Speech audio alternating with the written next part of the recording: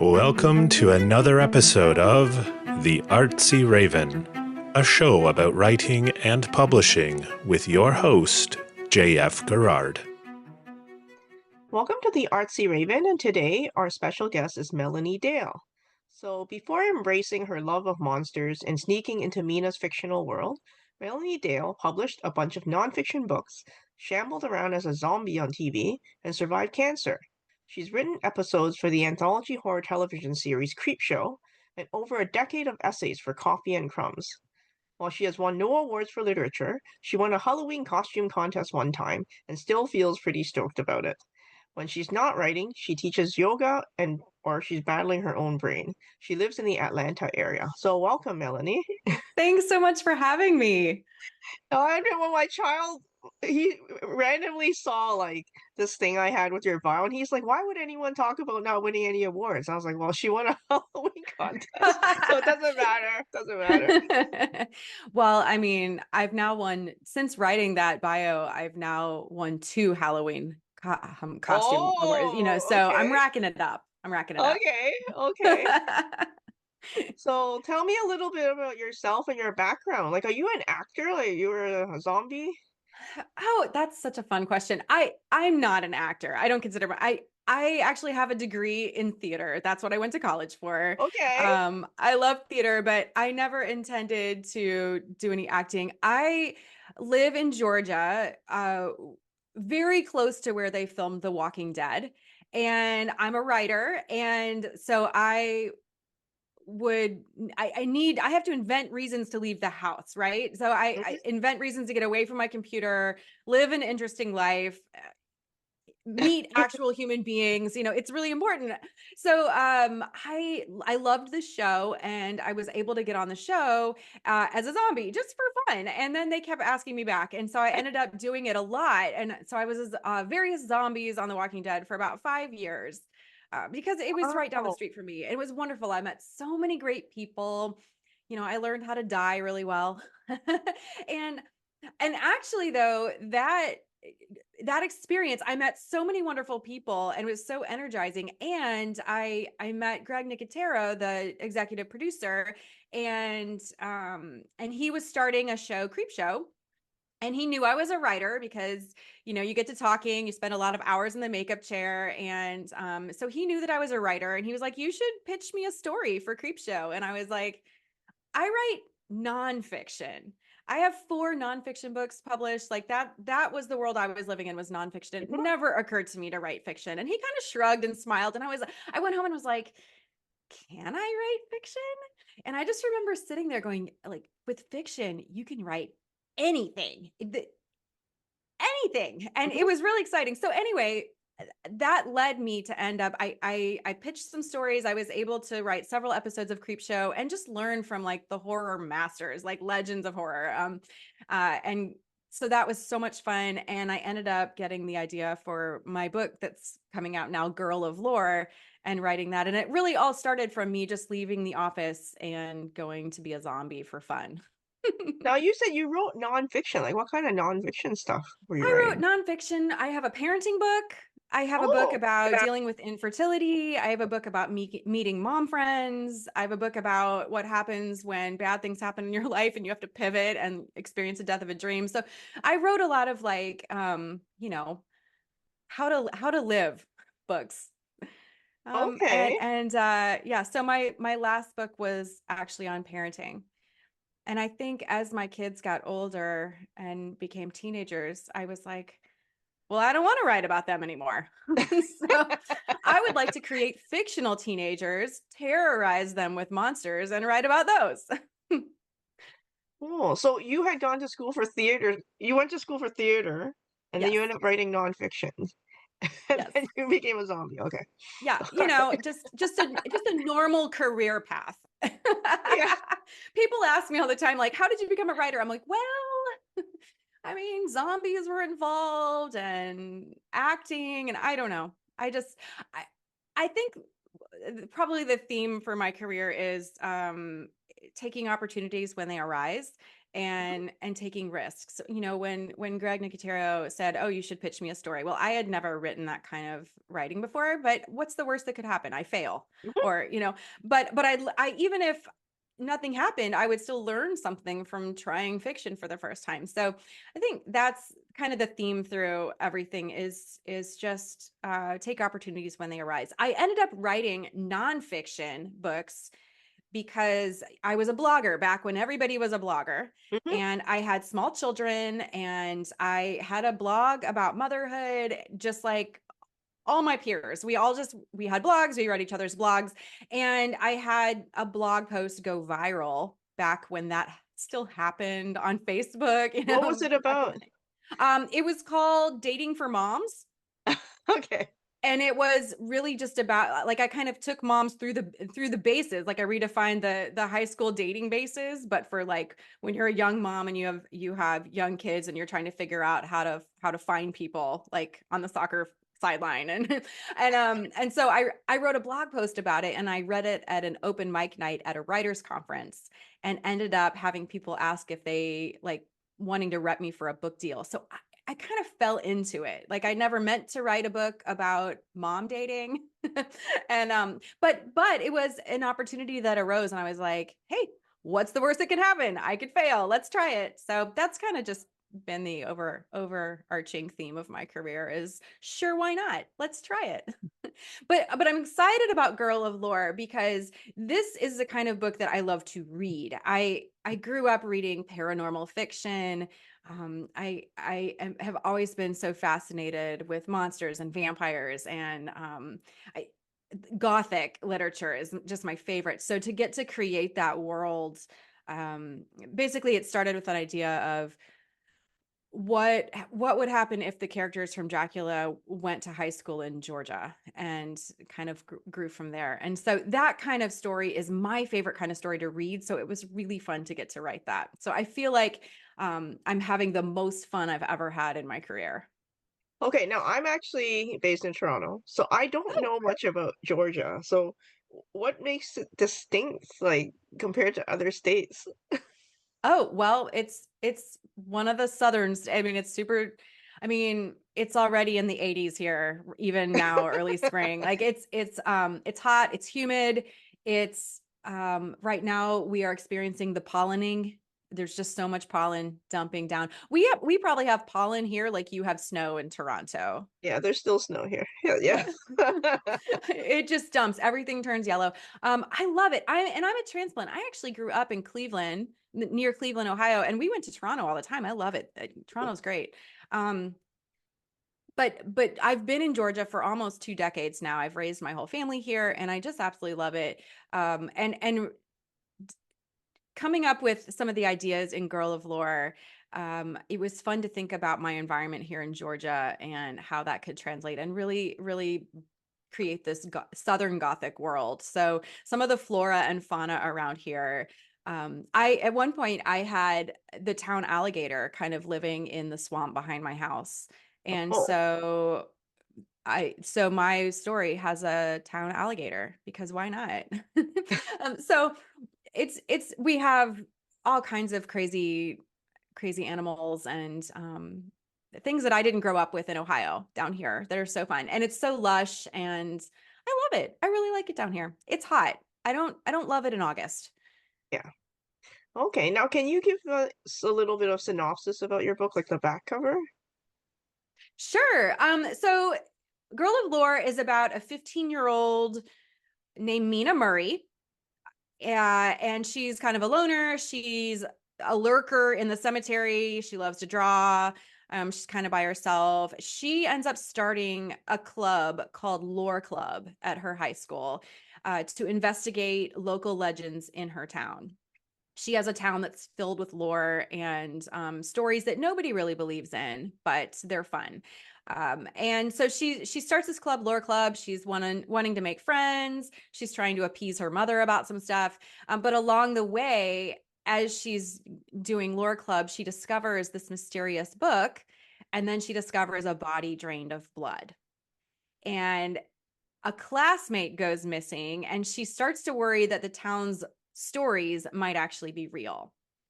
So, in addition to that, the monster that she's battling, she isn't sure if it's lurking in the dark or if it's in her own brain, because she also is diagnosed with OCD and struggles a lot with intrusive thoughts and doubting herself and not knowing what's real. So there's a lot of that like inner turmoil as well.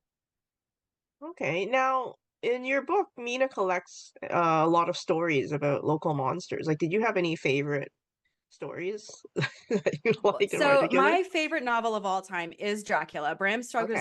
Stoker's Dracula is my absolute favorite novel. I've read it. It's the book I've read the most. I just absolutely love it. And Mina Murray is probably my favorite Gothic character of all time. She's incredible. And so that was definitely a huge inspiration for my story. And, the idea for it came when my kids were young teens, like young teen. I remember giving my son is an avid reader. He reads everything. And he kind of read through all the middle grade books and was looking for books. And I gave him a copy of Dracula and said, try this. And he got about, like Jonathan Harker was still stranded in the castle. And he finally, like, the language was overwhelming, Yeah. just the older writing. He really wanted to appreciate the story, but he kind of got lost in the words and gave up. And I thought, what if I could take the characters and the things I love about this story and write a story in a way that would introduce kids like my son to some of my favorite characters. And so that was really the heart behind it. And it grew into its own thing, but it really started with, what if the characters from Dracula were going to high school in Georgia? Okay, cool. Yeah. Now, for readers of the book, like, are there any themes you hope the young readers take away from Mina's journey? Or any lessons learned? Absolutely. I think Mina really struggles with doubt, and she struggles with not being able to trust herself, which is something that I have OCD as well. And it's something that those of us with OCD struggle with, but also I think everybody on some level struggles with doubt and trusting yourself. Middle schoolers, certainly a lot of them struggle with that. And so this is a story about her learning to trust herself and learning to deal with some of the doubt that she has. Uh, through both supernatural, paranormal things, and also just working through some of the things going on in her own brain. It's also, there's a lot of love in this book. It's spooky, it's monsters, but it's also a story of the relationships in her life. She's got some really, really special friendships, maybe a little romance, and also the relationships with the people in her family are really important. So she learns a lot through those relationships as well. Now, writing for television and writing a novel, I think the pacing is a. Do you think the pacing is a bit different, or are your novels fast, like similar to your TV scripts? The novel's a lot longer than, I mean, I was writing for Creepshow. I was writing like a half hour, Okay. a Yeah. half hour. So the novel's a lot longer than that. It's like 365 pages, so it's kind of perfect for that tween reader. Also, I mean, as an adult, I love to pick up a book that's 365 pages and plow Yeah. through it. And so so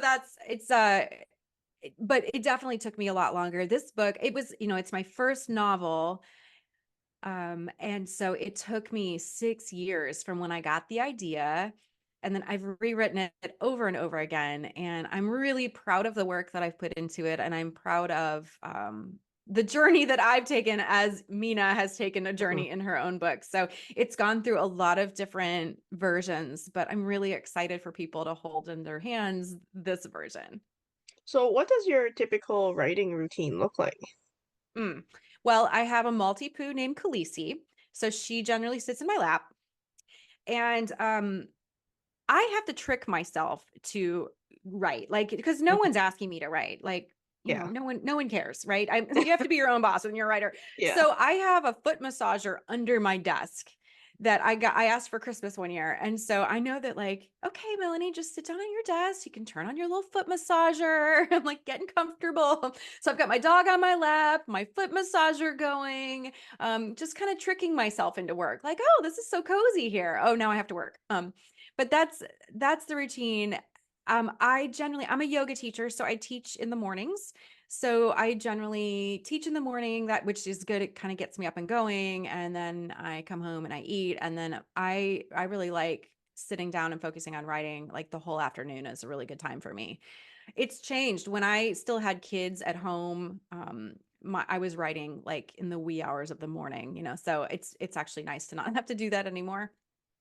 Now I So, have to ask, behind you, is that your award-winning costume? The oh white no, mask? No? this is Okay. Colleen. This is Okay. Colleen. She's the ghost bride. She was an Okay. impulse buy from Home Depot. All right. When you turn her on, her eyes glow red and she moans. Um, Okay. I'm very gracious and respectful of Colleen at all times because if she is truly alive, she knows where I sleep and I want her to like me. Yes. Ever say hello to Colleen. She's great. So during Halloween she goes out and scares the neighborhood, but the rest of the time she keeps me company while I write. Yeah. Interesting. So, okay, now what costumes did you win for, what, you won awards for Halloween? Oh gosh. Okay, several years ago I went as the girl from Fifth Element, Oh, Lilu. okay, okay. Yep. And that won an award. That's the one I was talking about in my bio. And just this Halloween, um, my husband and I won a couples award, which I really give him full credit for. We went as Ursula and Ariel, and he was Ariel, and he rocked that Wow. shell bra. I mean, he brought it. Yeah, So I was Ursula. I had this cool like tentacle dress and the yeah. wig and the mole and like all of it. I felt like I held my own, but we won because of my husband Ariel. He was Oh, fantastic. He was magnificent. oh, that's awesome. Yeah, my Such husband a would beautiful mermaid. never do that to me. Yeah, that's cool. That's cool. Okay, one last question. If you could give one piece of advice to someone starting their first novel, what would it be? Only one? Oh gosh, I No, love okay, I okay. You love can talking about more than one if you want. More than No, one. it's fine. One okay, if I had to narrow it down to one piece of advice, it would be write every day. Just Mhm. write. Just and that sounds so silly and I know like everyone says that, but it's really true. Um as an addendum to that one piece of advice, I would say keep your writer hat and your editor hat separate. So when you're writing, just act like a sloppy, happy toddler. Just write. Just let it pour out of you. If you can't think of a word, just plow through. Just I leave blanks. I'll describe and be like, it's kind of like this word, but it's not. Look it up later. Just keep going. Just create words because you can't edit a blank page. And so just create mass to work with. And I feel like I become the worst writer ever when I'm writing. It's like I forget how to even form sentences. But if you just do it, then you can always make it better. So once you're done with that, then you can take your writer hat off and put your editor hat on and start to make it better. But for that initial time when you're sitting down, just get the ideas out onto the page. Cool. Yeah. Okay. So now you're going to do a reading for us. Can you give us a bit of context and then you can start reading? And I'm just letting you know I'm going off camera. And we'll say goodbye off camera because I look like a ghost as soon as I turn it on, on Zoom. So just I feel warning like I you. always look like a ghost because I'm so pale. Um, Okay. okay, so I'm gonna read, it's near the beginning of the book. The book starts with a nightmare. So I'm not gonna read the nightmare because I want to introduce you right away to Mina. Um, and so I'm going to start with right after she wakes up from this nightmare that she has. Okay, cool. Okay. Mina Murray jolted awake, gasping for breath. She thrashed her arms and legs, trying to break free. Break free of what? The only things entangling her were the sweaty sheets that she'd soaked through. A dream. It was just a dream. She shoved the corners off and stared at her wrist where the glass had cut her in her nightmare. She touched a raised welt with her finger and felt the sting of angry flesh. Ouch. Something must have bitten her in the night, the sensation wiggling into her subconscious. Mina's overactive mind often conjured strange dreams, but this was the most vivid one she'd had. It was like she wasn't herself and had been watching the scene through the eyes of someone else in an unfamiliar body. Mina scrunched her nose and stretched, and her thoughts slowly released their grip on the dream. She was in her bed, safe. She slid her glasses over her thick eyebrows and dark brown eyes and checked her phone. Ugh. Her alarm wouldn't go off for another half hour. Silver lining, she had time before school to visit her favorite spot. She threw on jeans and a t-shirt, rubbed on deodorant, and coaxed her hair smooth while fighting off her usual intrusive thoughts. What if I push too hard putting in my contacts and my eyeball squishes out like jelly? What if I didn't brush long enough and develop plaque and my teeth turn brown and fall out? What if? What if? What if? Then finally, Mina plodded down the stairs. Her mom always said it must be so tiring inside her head. Her mom had no idea. Her mother, Caroline Murray, looked up from her phone, surprised. Mina, you going to school early? The owner of a yoga studio where she taught everything from hot power flow to yoga nidra, Caroline sat at the kitchen table, already decked out in spandex from head to toe, her brown hair pulled back from her lightly tanned face in a ponytail. Mina nodded. Rough night. She let her mom drag her into a quick side hug before going over to her shoes. Did you feel the earthquake? Did the sirens keep you up? Earthquake? Sirens? Mina looked up from tying her cherry red Doc Martens. I think every emergency vehicle in town wee-oo to whatever was happening, a car crash or something. Be careful on your way to school. Car crash? Mina thought back to her dream, which was already fading as dreams do. Another reason to continue my commitment to the pedestrian life. You are going to need to practice driving at some point. Can't crash if I don't drive. Safety first, Mom. Caroline made a wry face. I have enough stuff right here at home to screw me up without putting me behind the wheel. Mina held out her wrist to show her mom the bite she'd found this morning. Something bit me in my sleep. Caroline pulled her reading glasses down from her head and peered at the bite, running her index finger over it. Mina hissed at the touch. Does it sting or itch? Yes, Mina shrugged, pulling her arm back. Looks a little like a rash, Caroline mused. Rash? Mina shuddered. Gross. You'll live. Her mom opened a drawer and pulled out a tube. Rub this on it twice a day. It'll be fine. Maybe just an allergic reaction to something. I think I'm allergic to school. Should maybe stay home, Mina said, tossing the ointment in her backpack and ferociously washing her hands at the kitchen sink. Don't forget your lunch, her mom said as Mina grabbed her sketchbook, shoved it into her backpack, and headed toward the door. Hey, hug, hug, hug. Caroline wrapped Mina in a tight bear hug. She sank down, down, the air crushed out of her lungs, the light slipping away. Mina! Mina startled back to the kitchen. How long had her mom been saying her name? How long had she zoned out? Sorry, still sleepy. Bye. Mina snatched a banana off the counter and stepped into the London morning. That's London, Georgia. Smack! She swatted a mosquito as it landed on her neck. The humidity was so thick, Mina could almost swim to school. They'd been back at school for a month and a half, but summer wouldn't give it up for another few weeks. Mina headed to her favorite spot, the graveyard. When she walked through the gate, she smiled and whispered, "Good morning." She didn't know who she was greeting, maybe the graveyard itself or maybe the residents below. Morning mist lingered around the gravestones, untouched by the sun, just beginning to peek above the horizon. She inhaled a deep breath. It smelled different here, older, wilder. The hairs on the back of Mina's neck lifted, and she shivered in spite of the humidity. She'd always gravitated to this place of final rest where the inhabitants didn't judge her, didn't expect anything of her. Her whole life, she'd never felt like she fit in anywhere, like she existed on her own plane, always near other people, but never with them. She could watch, but she could never belong. She felt drawn here, surrounded by unknown lives and deaths, because she herself was unknown and unknowable. The best place in the graveyard was inside the shady mausoleum in the middle of the grounds. It was cool inside, away from the hot Georgia sun. The lock on the wrought iron gate had snapped years ago, and apparently no relatives remained who cared to have it fixed.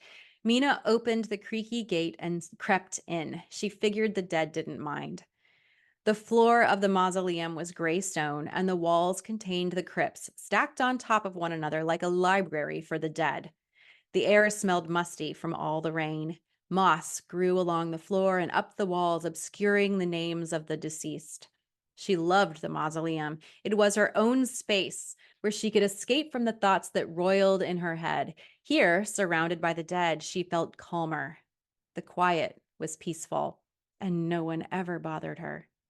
Mina pulled out her sketchbook. It was a plain little book with a brown paper cover filled with blank pages that she'd found at a shop in the town square. She always kept it with her, and whenever something caught her eye, she'd grab it and start sketching. Sometimes she'd record a bit of dialogue in the margins of her sketches, so it looked a little like a comic book, with speech and thought bubbles floating around the pages.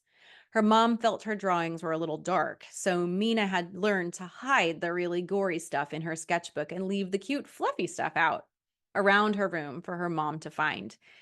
Mom was always harping on her to find the light within, but Mina just tended to gravitate to the darkness.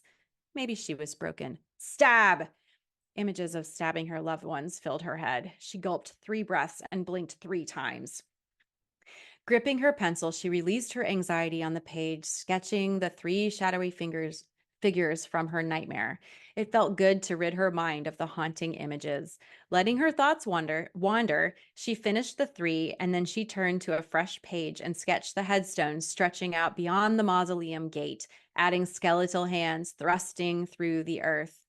Her eyes meandered over to the church and across the grass. She went to church there. Her house is several blocks down the street, and her school was a few blocks the other way. She lived a small life in a small town and barely ever wandered from this tiny track she walked back and forth, up and down. She could almost feel the rut she wore into the ground day after day. Here in the cemetery, she was just one of thousands of Londoners who'd lived and died. Gloomy, Mina. She shook off her melancholy and returned her mind to the sketchbook, feeling the drag of the pencil across the page.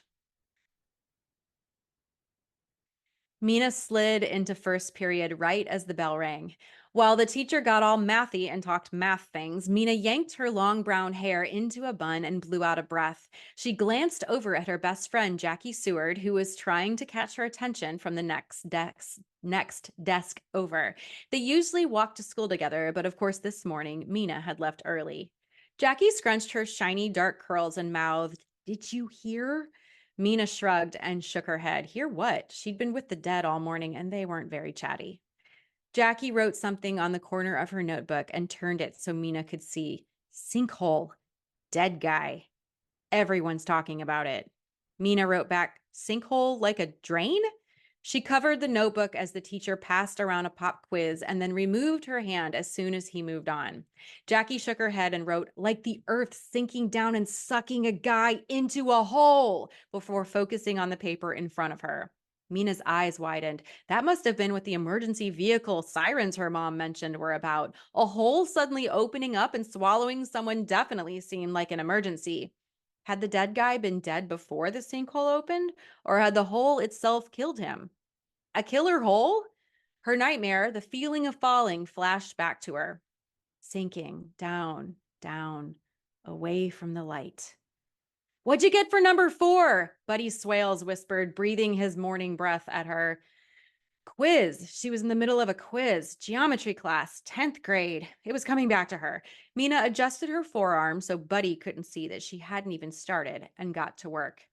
After math, she made a quick trip to her locker to swap out books. She loved her locker. It was her tiny oasis in the stormy sea of high school. This lone locked metal box was hers, and no one could mess with it. She spun the combination lock on the outside, 18, 9, 7, giving it 3 additional twists like she always did, even though she'd promised her therapist she'd try to resist that particular compulsion.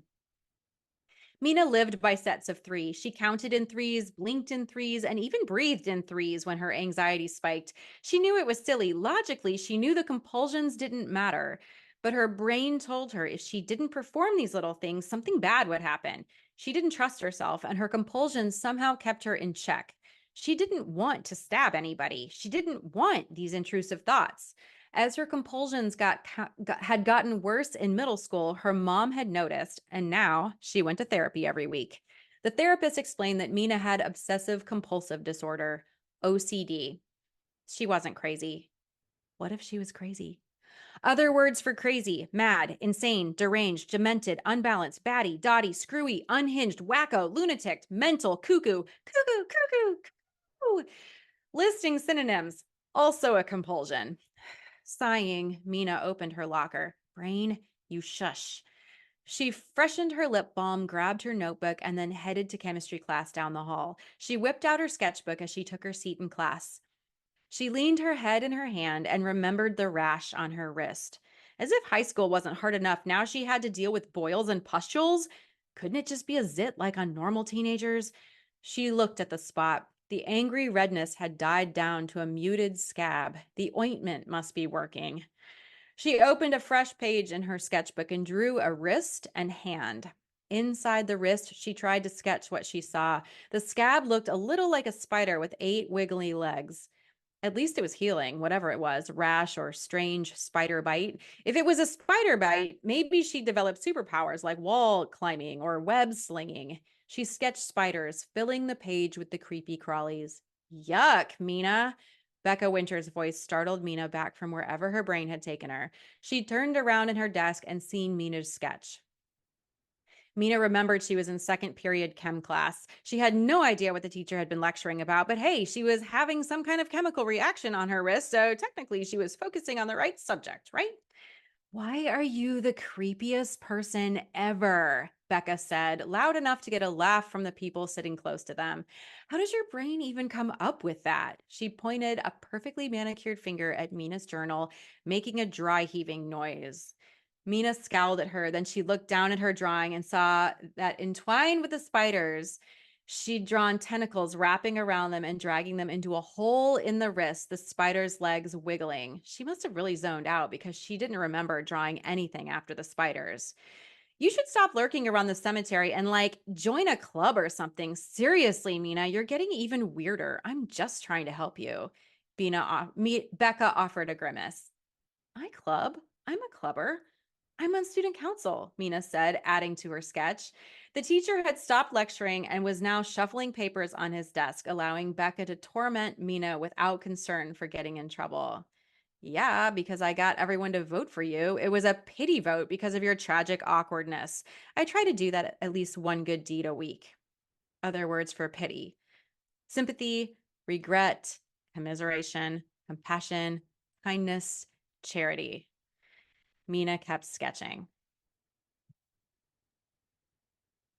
Okay, thank you very much. And I'm not going to come back on because of the face thing, but okay, let's just say goodbye here, and then we'll log out and come back in, and we'll do another recording, okay? Sounds good. So okay, okay, let's just pretend to say goodbye. So thank you very much for coming on the Artsy Raven today. Thanks for having me. The Artsy Raven is produced by Dark Heel Express. Introduction voiceover by Chris Gorman. Music by Tim Moore. Please access your bonus content on the Patreon website. Thank you very much for listening, and please stay safe.